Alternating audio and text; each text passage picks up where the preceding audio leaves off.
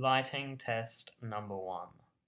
So we started with a natural light test because when dealing with natural light, you know whether you need to add more or less light. So if it's too dark, you add artificial light, and if it's too bright, you try and limit the amount of light coming into the room. It's a good place to start because it doesn't require any tampering. You just set up the camera and go. But here it was too dark, so we added some light. So we added the classroom light here, but kept the natural light. This is just a way of it improved it, but it didn't change too much. So here we have the classroom lights with a with the blind down. So this created a very bright look, but it was not very natural. Here we have natural light, classroom light, and studio lights to create quite a bright background and highlight most things, which does a good job, but the background is a little bit saturated, but oh well.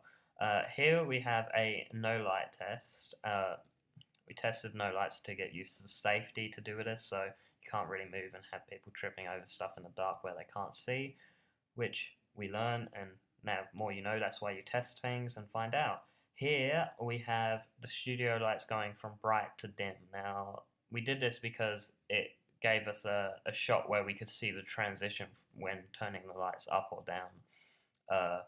Here we just have high studio lights, which creates a nice shadow on the Jennifer's back there. So that's a nice camera setting. And here we have the same studio lights on dim, but I don't think they're as high. So this creates quite a eerie vibe, and I would probably use this if we were doing a horror movie and she was telling a story, and I would interlace those with like some horror film or something.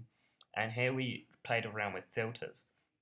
Now, the reason we used a green filter is because it made her look a little bit sick, so it gave a good effect. Thank you for watching this lighting testing video thingy.